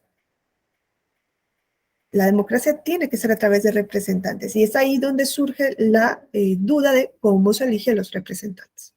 ¿Y qué nos daba Francia en un primer momento? Sufragio censitario. ¿Se acuerdan ustedes del sufragio censitario? Que ustedes lo tuvieron en 1836 en México. Un sufragio excluyente. En Francia se dijo solamente pueden elegir y ser electos varones mayores de 25 años, comienza a ser restrictivo, y que tengan una propiedad, que estén en el censo de la propiedad, por eso es censitario. Restrictivo, ese es voto universal, no, es restrictivo. Es un voto censitario. En Estados Unidos no se llevó a cabo quizá un voto censitario en ese sentido, pero en Estados Unidos las mujeres no podían votar, los esclavos no podían votar, ni aun cuando fueron libertos, ni aun después de la abolición, ni aun cuando la Constitución Federal lo reconocía. Las personas en situación de pobreza no podían votar. De ahí venimos. Y luego dicen, en Francia, cuando ya se quita el sufragio censitario y se dice, pueden votar ya todos los varones mayor de 21 años, no importa si tienen propiedad o no, ya eso es sufragio universal. ¿Y las mujeres? Esas no eran ciudadanas. Esas no eran ciudadanas, no, es que es la afirmación, no lo eran porque no podían votar. Ser ciudadanos es tener derechos políticos. Y eso es voto universal. No, pero es que ya estamos en 2022 y nos llenamos la boca y decimos, no, claro, porque ahora las mujeres pueden votar, pueden ser votadas, ya no te piden que tengas un determinado patrimonio para votar, ya es sufragio censitario. En Estados Unidos ya los afrodescendientes pueden votar. ¿Y qué pasa con las personas en prisión? Esos no son ciudadanos. Y las personas indígenas, hasta hace poco en México, no se les reconocía tampoco el derecho a la autonomía, a la identidad. Y nos quejamos de los españoles, colonizadores, ¿no? Pero nosotros no queremos imponer nuestra cultura occidental a los indígenas. No, eso es mentira. Eso son los españoles que vinieron hace 5 siglos, los que nos tienen que pedir perdón, ¿no? Nosotros no. Y afromexicanos, eso ni sabíamos que existían los afromexicanos, ¿eh? ¿Y las personas en situación de calle podrán votar si no tienen credencial para votar con fotografía? Y vivimos en un mundo hiperglobalizado. Y si hay una persona que tiene en México viviendo 15 años, pero es de Colombia, y paga impuestos, compró un inmueble, que hay que pedir un permiso del diablo para comprar un inmueble aquí siendo extranjero, tiene una familia, está totalmente integrada, pero no puede votar, hombre, ¿cómo si este no es mexicano? Es que nosotros tenemos una falsa idea de universalidad. Es que el voto no es universal. Estamos intentando construir un voto universal. Es que ayer se celebraban 69 años del voto de la mujer en México. Hace 69 años, las mujeres en México no podían ni votar ni ser votadas. No eran ciudadanas. Y no estamos hablando de hace 69 años, ¿eh? Y en Suiza, la panacea de la democracia, el último cantón que reconoció el derecho al voto fue en la década de los 90 de las mujeres. Y a nivel federal se reconoció en los 70 el voto de las mujeres, que les hace ciudadanas. O sea, tenemos una falsa idea de igualdad, una falsa idea de universalidad. Por eso la labor que realiza un órgano en esta materia es una labor difícil. Difícil, más aún cuando no hay una ley que le habilite. Pero claro, es un tribunal constitucional, interpreta la Constitución. Y de la Constitución da el paso para la inclusión. Sí, Gerardo.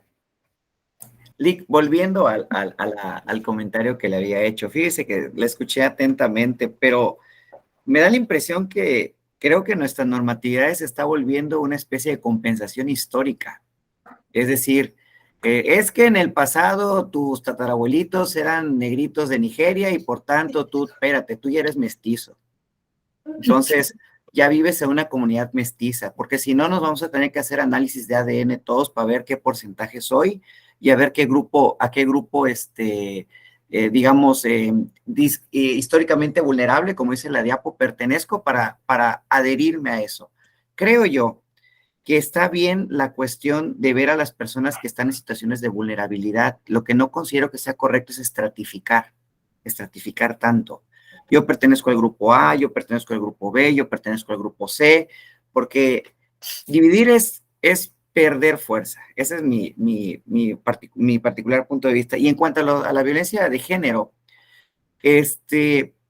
bueno, ya usted hizo un análisis histórico interesante ahorita, pero la situación de ahorita de una persona, del género, bueno, mujer, ya no sé decir si correctamente sexo femenino o género mujer, porque realmente me confundo, de verdad no lo digo con burla, me confundo, que puede, si se da el supuesto donde yo tengo una aspiración a ser candidato a presidente municipal, llego al partido dirigido por una mujer y me dice, no, yo quiero que la próxima sea mujer, y no quiero que seas tú porque eres hombre, si yo quiero iniciar un juicio ciudadano defendiéndome de eso, no tengo supuesto que me ampare, salvo que al existir la adscripción no calificada, yo diga que soy mujer. ¿Sí? Ya ve que la adscripción no es calificada, no me tengo que someter a ningún tipo de estudio. La identidad de género. Exactamente. La identidad de género. Sí. Entonces, la única forma en que yo pueda defenderme de un hecho de realización oculta, donde me digan, no vas tú porque yo quiero que sea mujer, porque es tiempo de las mujeres, no vas tú. Oye, tengo todo en mi perfil para poder serlo. No vas tú porque eres hombre, le toca a una mujer. ¿Por qué? Pues porque yo quiero que sea mujer. Qué feo se siente, ¿verdad? Cuando te dicen no vas porque eres hombre. No. Déjese lo feo. Feo, ¿no? Déjese lo feo. Pero la tipificación. Imagínate que te lo dijeran siempre, ¿no? No vas porque. Pues. Eso venimos, Gerardo. Es querer tapar el sol con un dedo. Insisto, volvemos a la justificación histórica. Claro, es una justificación histórica. Pero me deja fuera. Son medidas compensatorias. Y el tribunal lo ha dicho. Es una medida. Pero yo nací en una década distinta. Pero siguen existiendo las exclusiones. Es que estamos en el ¿Sí? y siguen existiendo. Ojalá es que me dijeses, es que estamos en el siglo XXI y ya no hay. Hay un plano de igualdad. Por es que ejemplo, las personas no acceden desde la igualdad. Pero mis hijos van a seguir padeciendo esta compensación histórica. Llegará un momento en que quizás sea la inversa, porque así es la humanidad. O sea, quizá llegará un momento en que los hombres digan, nosotros hemos sido del grupo excluido. Que es lo que probablemente deberíamos evitar. ¿Qué es lo que deberíamos evitar? Pero, entonces, yo digo que es como un cambio de ciclos. Habría que evitar que se llegue a una exclusión de la que venimos, ¿no? Habría que permear nuestro pensamiento, quizás, ojalá que lo podamos hacer, y normalizar. Sí, somos grupos distintos. El querer uniformar es un error, porque no es verdad. O sea, tú dices, ya eres mestizo, pero si vienes, y eso tal vez es complicado generalizar, pero si tus padres eran indígenas, tus abuelos, tus padres, probablemente no has tenido acceso, y pensemos en la educación, a un sistema educativo, o no has tenido acceso a una condición social que te permita acceder a un sistema de salud, a un sistema educativo, en condiciones dignas. Y es ahí donde se potencia, aunque tú ya no, o sea, digas, ya mi papá se casó con una persona no indígena. En el caso de personas indígenas, nadie te va a ir a hacer un examen de ADN para saber si eres indígena o no. Eso es autoadscripción libre. Claro, si yo vengo de Nicaragua y les digo, soy persona indígena azteca, van a decir, ¿de dónde viene esta? O sea, dentro de la racionalidad, ¿no? No, pero decir, yo soy. Ahora, si viene una persona rubia, ojos azules, y dice que es indígena, pues es indígena. Es mexicano, es indígena. Otra cosa es que pueda participar dentro de la cuota indígena, y esa es otra cosa. Y si yo hoy digo soy mujer y mañana digo soy hombre, pues es identidad de género. Todo eso puede crear un problema. Sí, si nadie dice que no, en esas cuestiones, la humanidad no es pacífica, pero debemos reconocer que existe todo esto. Es el enfoque diferencial, reconocer que hay diferencias y dar el valor a las diferencias. Que luego hay gente que se va a trepar de esas oportunidades compensatorias para adquirir una finalidad distinta a la esperada. Pues sí, siempre vamos a encontrar todo eso. Tienen que haber algunos mecanismos de reacción. Pero yo no, o sea, fíjate, yo no creo que los hombres ahora estén excluidos completamente de la participación y que se quieran ir a registrar y que ahora les van a decir, no, porque solo las mujeres se pueden registrar. Hay algunas elecciones que se están destinando solo para mujeres. ¿Por qué? Porque ahí nunca ha estado gobernando una mujer. Donde se ha dicho ahora solo se presentan candidatas mujeres es porque desde 1824 hasta hoy no ha habido una mujer. Eso es lo que nos debería llamar más la atención, no que venga un hombre y diga, ay, es que yo quiero participar y hoy no pude. No, es que he estado 2 siglos sin mujeres. Eso no nos molesta, ¿no? Es que eso fue ya hace 2 siglos. Eso empezó hace 2 siglos. Eso ya pasó. No, eso es un problema.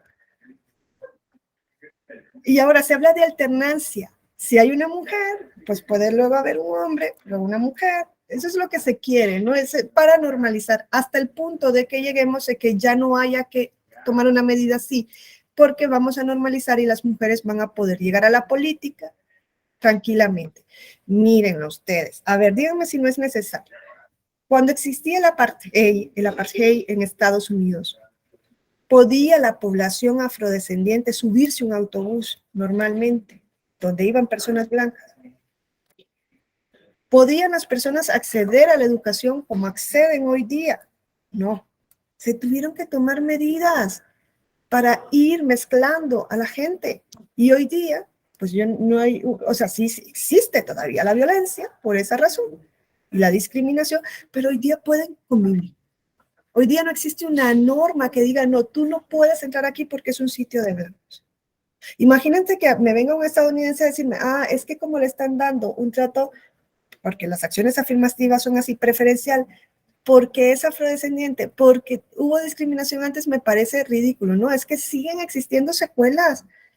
Es que esto no es momentáneo, esto tiene un impacto por la educación que tuviste, por las condiciones a las que pudiste acceder, todo eso es un impacto que se va transmitiendo de generación en generación.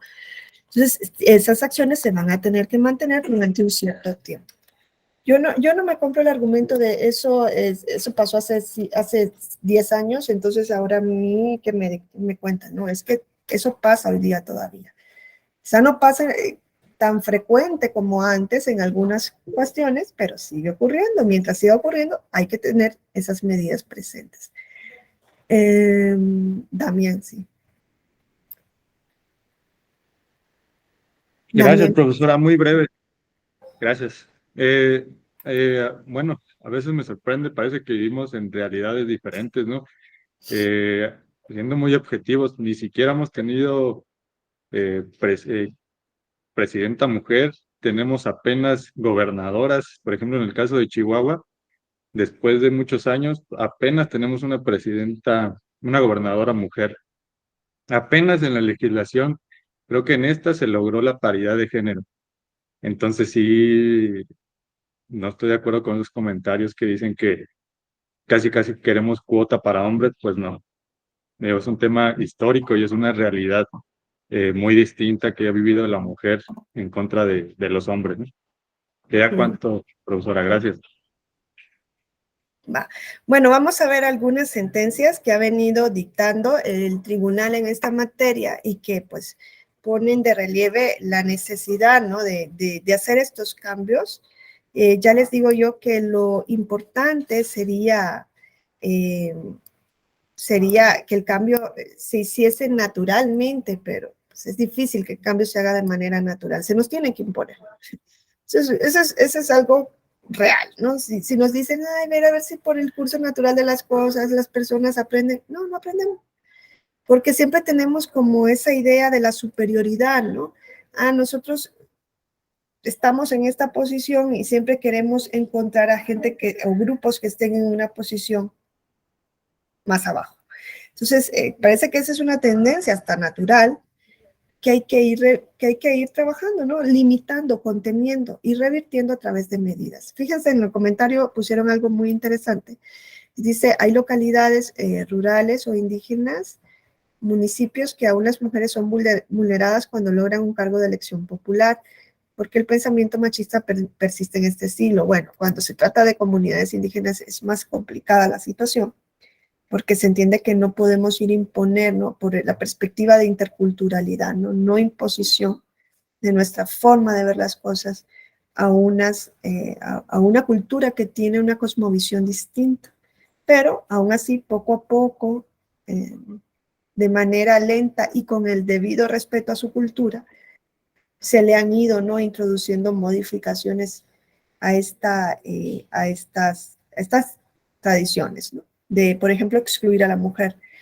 Ahora,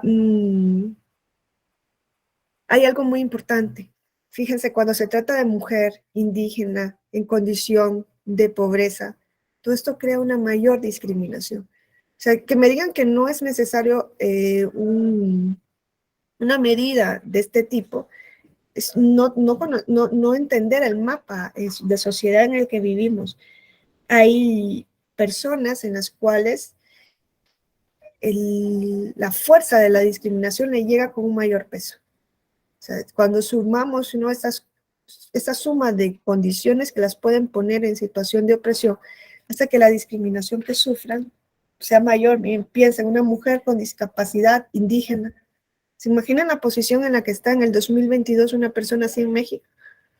Y si le sumamos que está en condición de pobreza, claro que hacen falta seguir tomando estas medidas, ¿no? Y probablemente harán falta durante muchísimas décadas. No nos podemos dar ya como por dar por sentado de que ya todo se ha hecho. No, eso es un trabajo de fondo, porque venimos de siglos manteniendo esta forma, ¿no?, de ver a la sociedad. Entonces, dentro de la línea que ha venido dictando el tribunal, vamos a hablar, por ejemplo, del voto en prisión. Ya les digo, la prisión es algo a lo que nadie quiere ver, es un punto bastante conflictivo. No obstante, hay muchos países en los cuales se ha venido avanzando hacia la inclusión política de las personas que están en prisión. Y no solo de las personas en prisión preventiva, que eso ya es una barbaridad donde la veamos, sino de las personas condenadas. En México, el paso que se ha dado hasta el momento es en correlación a la inclusión de las personas en prisión preventiva.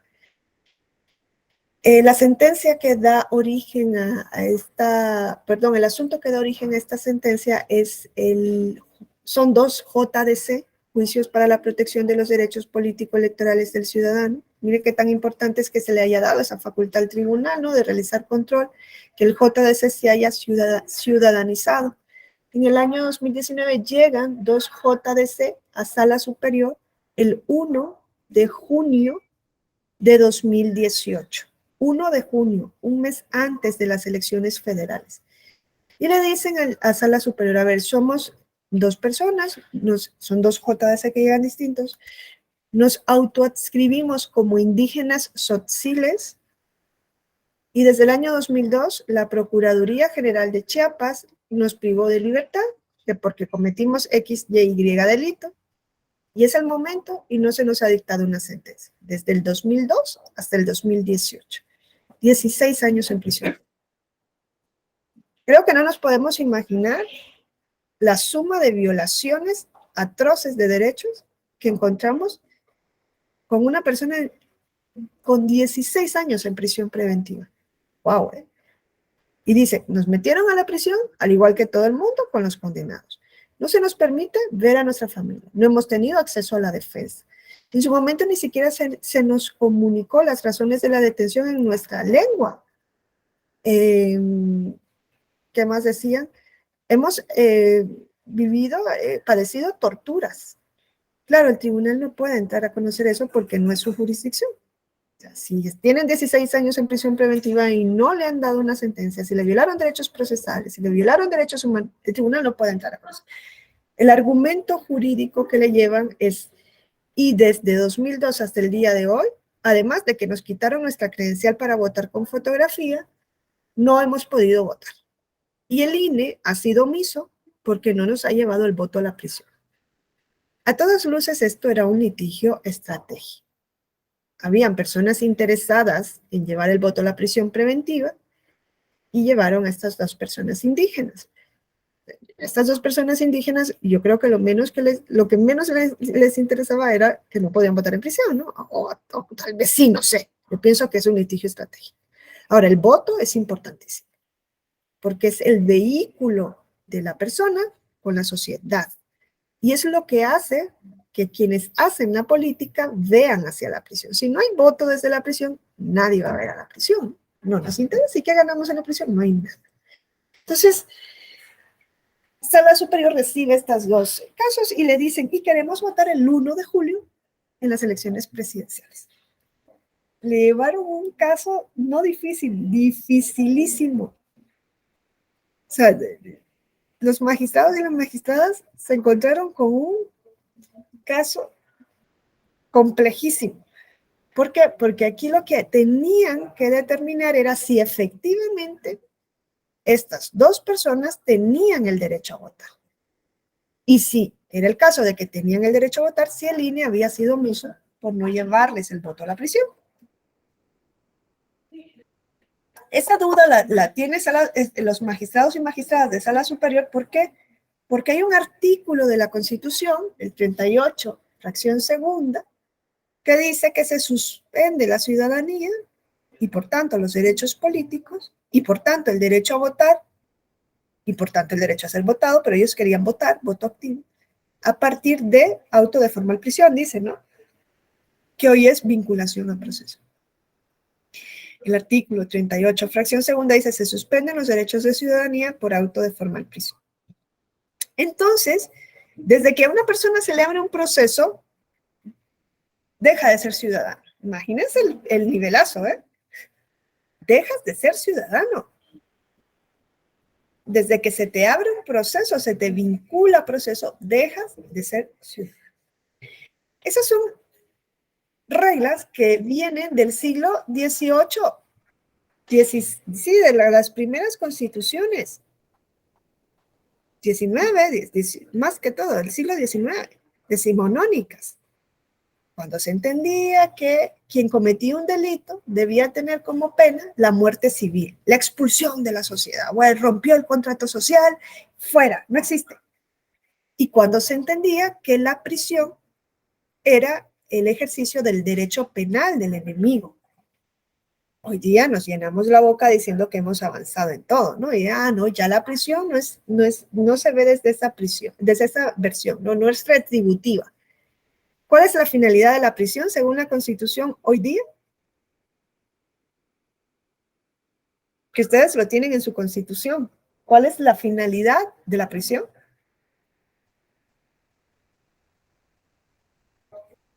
¿Para qué va la gente a la prisión? Según la Constitución. Sí. No sé quién levantó la mano. Yo, si mal no recuerdo, la finalidad es la reinserción, o sea, no es en sí un castigo, sino reincorporar al ciudadano a la sociedad. Hiciste algo mal, entonces ahora voy a corregir tu conducta, pero no la castigo. Y eso sería todo, maestra. Gracias, Laura. Sí, artículo 18 de la Constitución mexicana. La finalidad de la prisión es la reinserción social. ¡Wow! En la letra queda lindo, ¿no? La reinserción social. Imagínense, salen reinsertados de la prisión y de las prisiones latinoamericanas, hombre, lo que menos sale es reinsertada la persona. Si sale, lo que menos sale es reinsertado. Hombre, habrán excepciones, pero con lo que... Hay un estudio de la Comisión Interamericana de Derechos Humanos, un informe de la situación de las personas en prisión que dices, wow, las más atroces violaciones de los derechos. Ese es el estado de naturaleza que decía John Locke y Rousseau, ¿no? Y Hobbes, de cuando se firma el contrato social. Ese es el estado de naturaleza, ¿no? Que se vive en la prisión. Es tremendo el nivel de violaciones de derechos.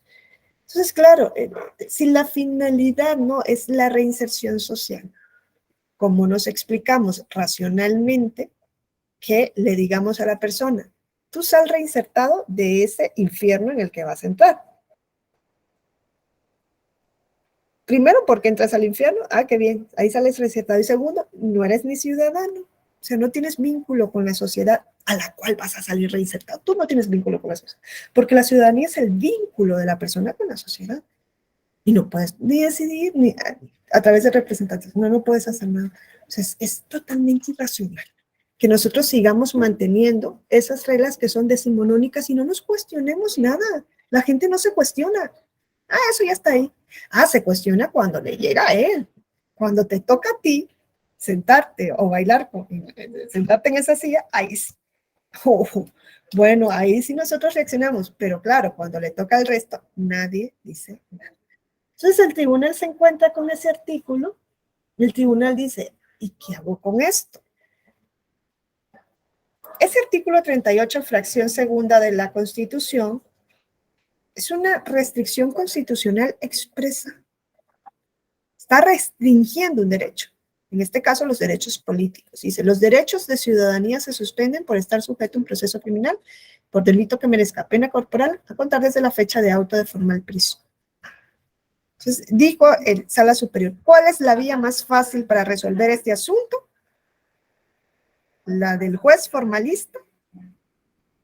No tienes derecho a votar, porque el artículo 38, fracción segunda de la Constitución dice que a partir de vinculación a proceso se suspende la ciudadanía. Y se queda tan ancho el tribunal, no tan feliz, ya resolvió, es un tribunal formalista. De esos no necesitamos, esos abundan. Esos son los órganos judiciales que no tienen valor para decidir. Y de esos no necesitamos, les vuelvo a decir, no, esa es la vía fácil. La vía difícil era racionalizar esta exclusión. Entrar a encontrar si realmente esto es racional. Estudiar a profundidad esta restricción. Y es lo que hace el tribunal. Ellos pedían votar el 1 de julio de 2018. Fue imposible que la sentencia iba a salir en un mes. Imposible. El magistrado ponente agarró su caso, lo metió en un cajoncito, dijo que pase todo el relajo de la elección federal, que iba a ser un potente, y vamos a ir cabildeando, porque vio que el asunto daba para más. Cuando se le abren los ojos a un juez y dice, esto da para más, esto no lo puedo desechar así, no lo puedo meter a una sesión para que me digan no, o apliquemos formalistamente la Constitución.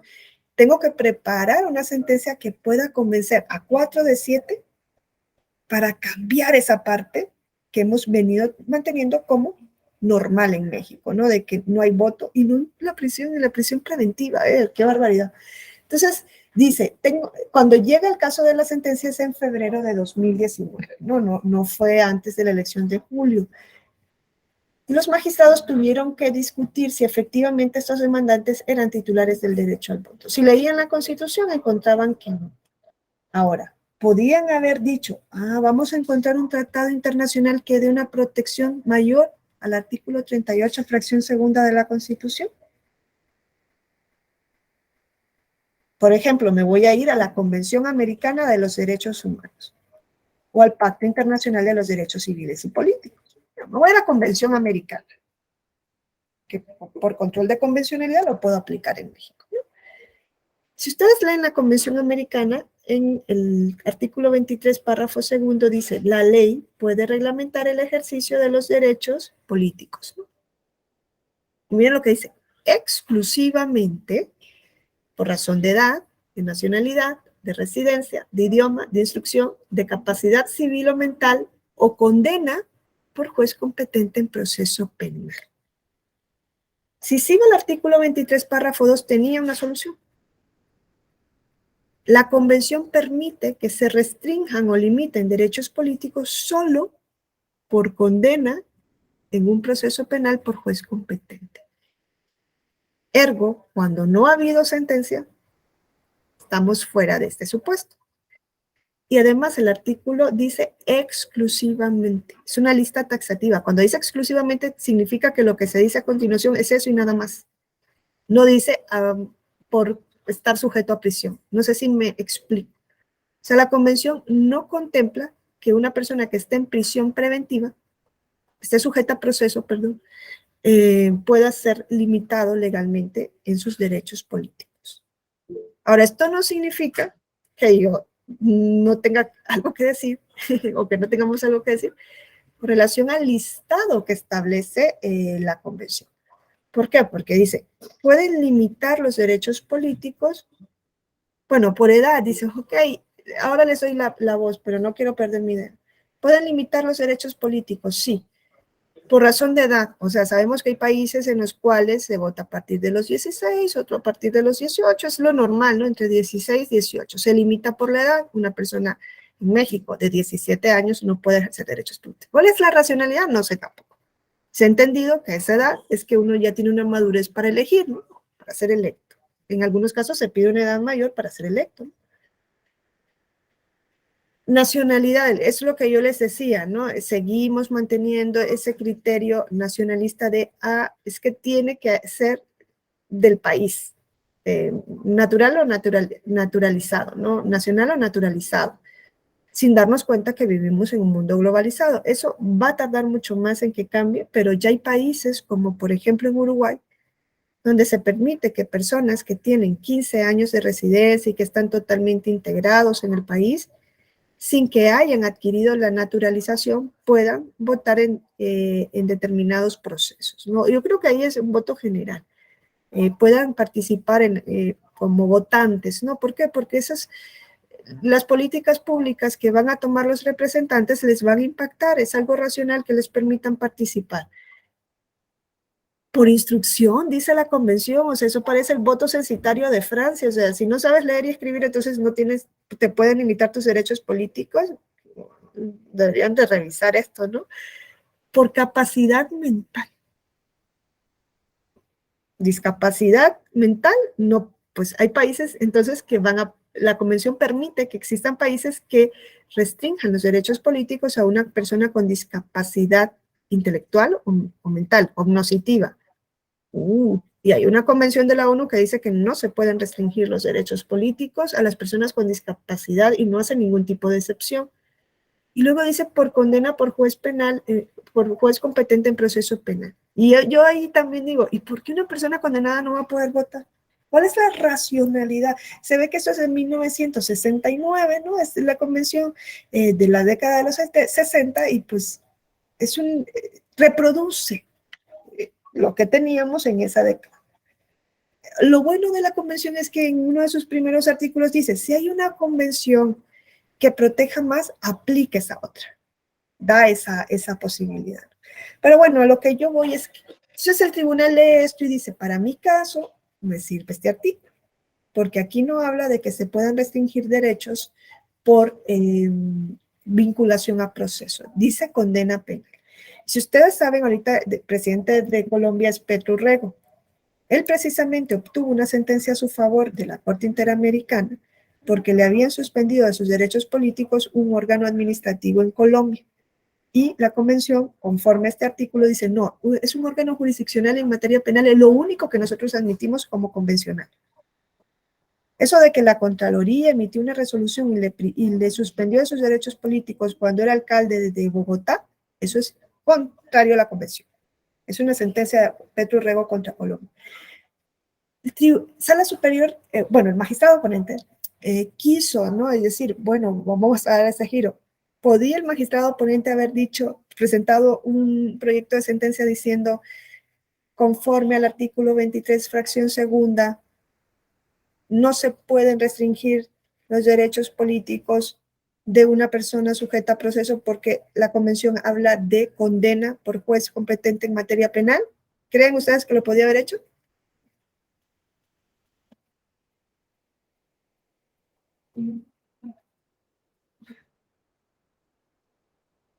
No existe una contradicción de tesis 293 diagonal 2011 que dice que cuando hay una restricción constitucional expresa no puedes aplicar principio pro persona. ¿Se acuerdan de esa contradicción de tesis? Que es la que están discutiendo ahorita con la prisión preventiva oficiosa. ¿Se acuerdan? Que dijo la Suprema Corte, pro persona siempre. Es decir, que si hay un tratado que da una protección más amplia, te vas al tratado. Pero si hay una restricción expresa en la Constitución de un derecho, prevalece la restricción. Es que hay 1000 tratados que firmó México que dan una protección más amplia. No importa, prevalece la restricción. No podía haber hecho eso el tribunal. No podía haber hecho una interpretación de la Constitución conforme al tratado. Y mucho menos declarar a la Constitución inconvencional porque lo hubiesen ido a la hoguera como los herejes. No, ¿cómo vas a decir que la Constitución es inconvencional? No, bueno, no me parece a mí algo tan tremendo. La Constitución es una norma y hoy estamos en un nivel supranacional, pues podría ser, quizás no das el paso y es inconvencional, pero dices, vamos a hacer una interpretación conforme a la convención. Lo que hacemos de la interpretación de leyes conforme a la Constitución, pues hacemos una interpretación de la Constitución conforme a la Convención. El tribunal no pudo hacer esa interpretación porque se encontró con la contradicción de tesis 293 diagonal 2011. Damián.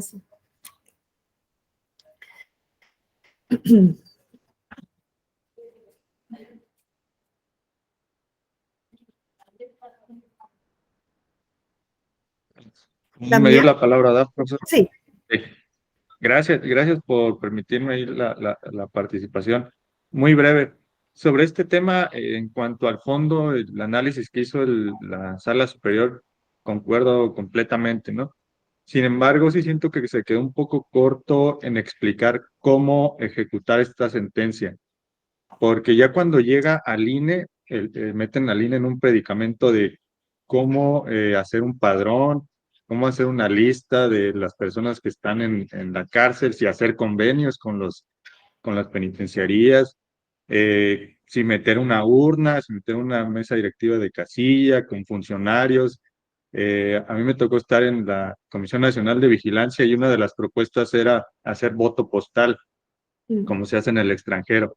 Pero sí siento que se quedaron cortos en cuanto a la forma de ejecutar esta sentencia, ¿no? Y no es la única, generalmente sí es un tribunal progresista y que respeta los derechos humanos, pero a veces no te dice cómo. Entonces ahí está el tema. El tribunal no tiene que decirle cómo. El tribunal es un órgano jurisdiccional, es el tribunal constitucional en la materia. El tribunal solo tiene que decir si ahí hay una violación o no la hay. A él no le corresponde, él no es el órgano administrativo electoral del país. O sea, imagínense que el tribunal le diga cómo. Si ya cuando dice que tienen el derecho a votar dicen, uy, activismo, bueno, ¿cómo es posible que un tribunal, que la Constitución dice esto, que no hay ninguna ley que diga lo contrario y que venga él? Si ustedes se dan cuenta en esa sentencia, el tribunal reconoce el derecho al voto en prisión preventiva. El tribunal, en contra de lo que dice la Constitución, porque la Constitución no dice eso, pero es que es un tribunal constitucional. O sea, es no entender la labor de un tribunal constitucional. Y a un tribunal constitucional no le corresponde hacer un reglamento y decirle a la autoridad ejecutora, tienes que cumplir así o así. No obstante, el tribunal sí le dijo al INE en este caso, te propongo que sea el voto por correo postal. Y le dijo, y solo va a ser para las elecciones presidenciales del 2024. Y tienes que hacer una prueba piloto en 2021. Ya verás tú. O sea, si el tribunal le dice al INE todo lo que tiene que hacer, entonces, ¿para qué está el INE? Solo para ejecutar. El INE no es un órgano ejecutor. Es que el INE es la autoridad administrativa encargada de organizar las elecciones, que le toca un papel grandísimo al INE. Porque, claro, nosotros decimos, el tribunal reconoció, pero el INE también tiene un papel importantísimo, relevante, extraordinario en esto, porque es el que va a tener que implementar esto. Y luego nos dicen, es que ese INE no sirve para nada. Hombre, es que implementar el voto en la prisión no es cualquier cosa, y esa es una de las cosas que hace el Instituto Nacional Electoral, ¿no? Entonces, en esta sentencia, ¿qué es lo que hace en sí el tribunal? El tribunal no puede hacer un control de convencionalidad, o no puede aplicar el principio pro persona. No vayamos a ser tan extremos de control de convencionalidad de la Constitución, porque ya por eso puede generar más complicaciones, pero no puede hacer interpretación pro persona porque está la contradicción de tesis. Entonces, lo que hace es hacer una interpretación sistemática de la Constitución. La Constitución no solamente es un libro, la Constitución no es la norma suprema únicamente, que también. La Constitución es una garantía, la máxima garantía del límite en el ejercicio del poder que nosotros tenemos desde el siglo XVIII, cuando se comenzaron a introducir las constituciones escritas. Y se limita al poder dividiéndolo, por un lado, separándolo, ¿no? Diciéndole que puede hacer un poder y el otro, y por el otro reconociendo y garantizando derechos. Esa es la Constitución. La Constitución es un todo. Entonces dice el tribunal, ok, está esta restricción en la Constitución, pero hay otro artículo, que es el 20, donde se reconoce la presunción de inocencia. Entonces, si nosotros decimos que se suspende la ciudadanía desde vinculación al proceso, estamos desconociendo la presunción de inocencia. Porque estas personas no tienen sentencia aún, son inocentes. Y hace una lectura sistemática de la Constitución, además que incluye dentro de esa lectura a tratados internacionales, que establecen el principio de presunción de inocencia, que reconocen que no pueden haber restricciones indebidas de los derechos. Entonces, hace todo ese análisis y llega a la conclusión de que las personas en prisión preventiva, algo evidente, tienen el derecho a votar porque están revestidas de la presunción de inocencia, ¿no? Esa es la decisión que se toma y se ha pasado en varias ocasiones. Según la ciencia, es la edad de 21 años en la que se sí, según la ciencia, pero claro, nadie nos dice. Yo una vez le pregunté a alguien aquí en el electoral, ¿por qué a los 18 años? Y me dijo, porque eso es lo que dice la ley. ¿Por qué no a los 16? ¿Por qué no a los 17? ¿Por qué no a los 15? Pusieron 18. Y yo dije, ¿y la racionalidad? No hay. No sé si es a los 16, 18, 21, yo no tengo no soy especialista en esto, pero hay una parte de la doctrina que considera que si se dice que las personas pueden votar solamente a partir de los 18, estás discriminando a las personas más jóvenes que no se les permite participar, ¿no?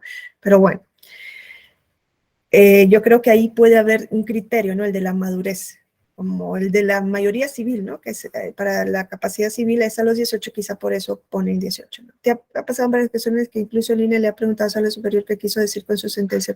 Sí, esa es otra cosa, ¿no? Aclaratoria.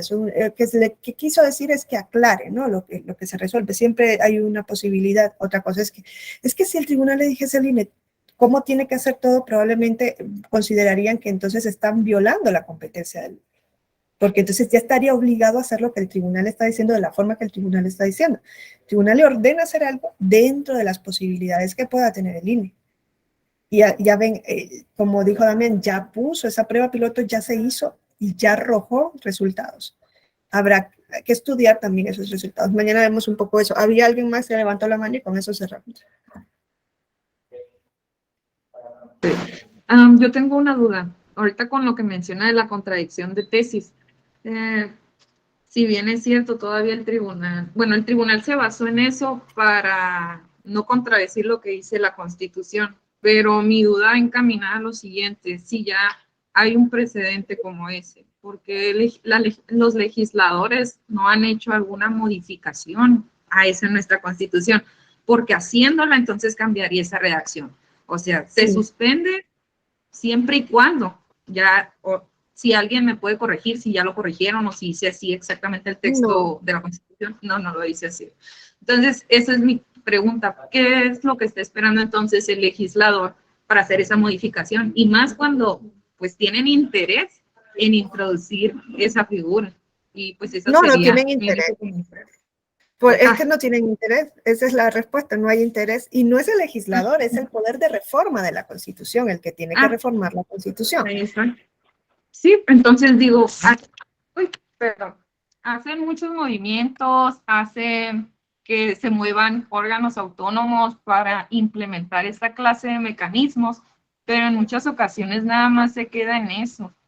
Y digo yo, ok, pero también ese esfuerzo técnico, ese esfuerzo o recurso financiero. Entonces, yo supongo que cada que se propone algo es porque se busca llegar a una masa, porque tiene un propósito. Y en este caso sería en beneficio de la sociedad, quiero pensar yo. No sé qué opinan mis compañeros, pero esa sería mi pregunta. Sí, o sea, cuando dicta esta sentencia, que mañana vemos los efectos, Sala Superior le da vista al Congreso de la Unión y le dice, te notifico que yo ya reconocí el derecho al voto en prisión preventiva. Y el Congreso de la Unión no ha dicho nada, ni ha hecho, ni ha dicho, ni nada. Y con las acciones afirmativas es lo mismo. Ahí están las acciones afirmativas en lo electoral. ¿Y qué ha hecho el Congreso? Nada. O sea, no sé si los congresos estatales en algún momento han hecho. Es más, el Congreso de Hidalgo sí hizo. En Hidalgo se reformó el Código Electoral de Hidalgo para llevar el voto a la prisión preventiva. El Congreso Federal no ha hecho nada. Esto no le corresponde hacerlo a un tribunal. Esto lo debería hacer, en este caso, el poder de reforma de la Constitución. Y si fuese que no esté en la Constitución y que se va a meter por ley, el legislador ordinario. Pero no lo hacen, porque estos temas pues, no son de su interés. Quizás si supieran los partidos políticos que van a tener votos desde la prisión, quizás ahí sí les interesa. ¿No? es que votan por la izquierda en la prisión. Ah, quizá a los partidos de izquierda sí les interesaría llevar el voto a la prisión. Pero como no han hecho ni siquiera un estudio así, no les interesa. Bueno, vamos a seguir mañana porque ya nos pasamos y vemos otros casos que se han venido resolviendo. Que no son casos fáciles, como ven, son casos bastante complicados. No son casos que dices, ya lo resolví y ya quedó. No. Y para resolverlos también son bastante difíciles. No son de los que le dicen casos difíciles, que a veces son legal y moralmente difíciles. Esos son los casos que conoce un tribunal constitucional. Bueno, pues nos vemos mañana y que tengan buen día. Bye. Bye, Erika.